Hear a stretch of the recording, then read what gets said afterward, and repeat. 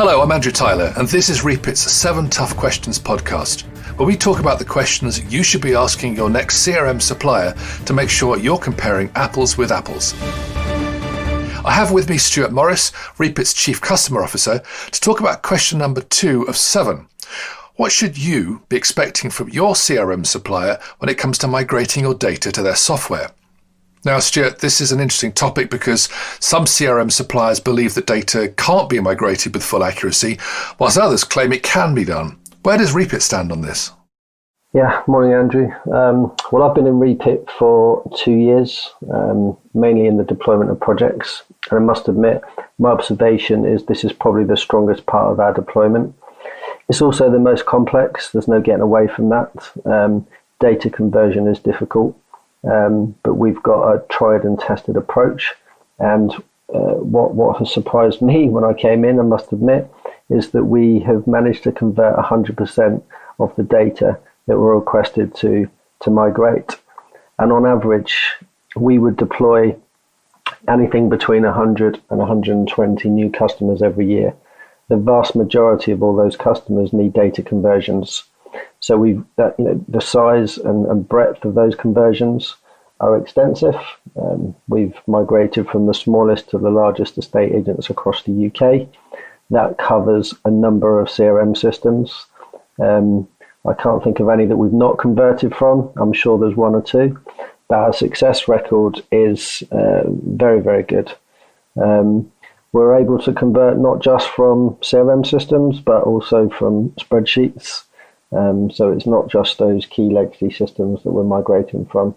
We've got some very comprehensive conversion tools that cover the breadth of all the CRM systems that I've certainly come across in the 2 years that I've been here. So very comprehensive and a good record so far. Great. So against the backdrop of this wide range of experience, can you help our listeners to form a basic idea of what should be the markers then of a good data migration process? Well, to be honest, our approach is trying to make it as painless as possible for the customer. Customers don't like discussing data migration, if I'm honest. It's not top of their list. So we try to take all of the pain away. We will do the majority of the liaison with the legacy CRM provider. It normally takes us 3 to 4 data extracts because there's a bit of back and forth to make sure we collect all the data that we need.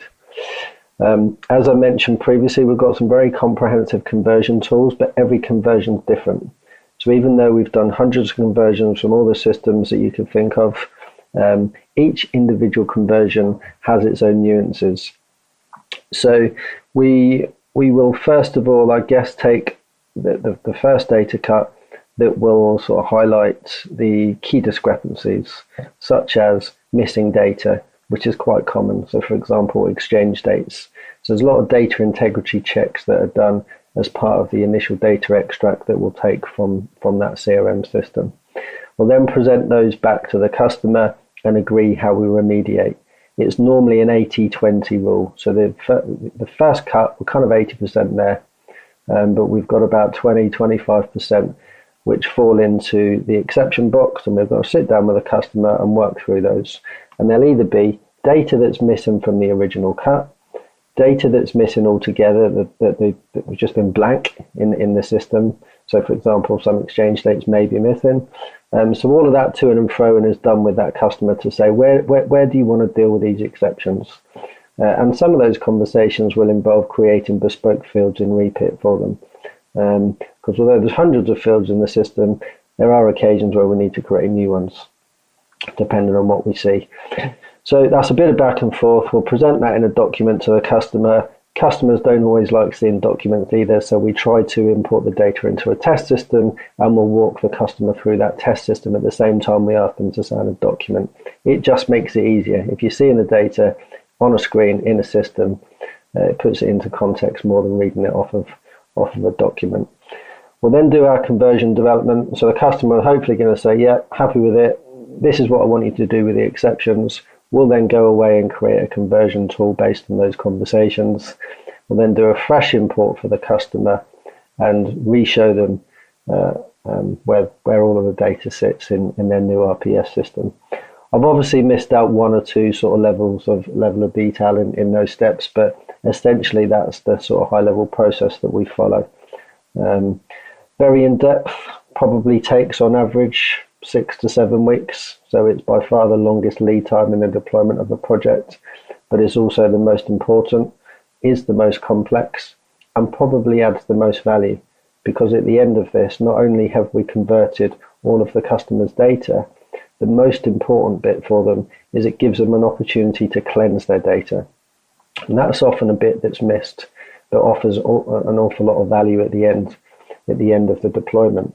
Because by dealing with all these data integrity challenges, cleaning your data, removing duplicates, filling in any missing information, it gives you all sorts of opportunities to remarket and reuse that data. Because over time, you may have spent, or wasted rather, an awful lot of time either not archiving, not housekeeping, not keeping your data clean. And part of the deployment to Reapit gives you a big opportunity to get all those things done as part of the overall deployment and delivery. Well, thank you, Stuart, for that insight into the very tricky side of CRM migration. If you want to speak to the team at Reapit to get a better understanding of the full extent of Reapit's data migration process, please do get in touch by submitting your detail on this page. Until we dive into another tough CRM buying question, all the best and stay safe.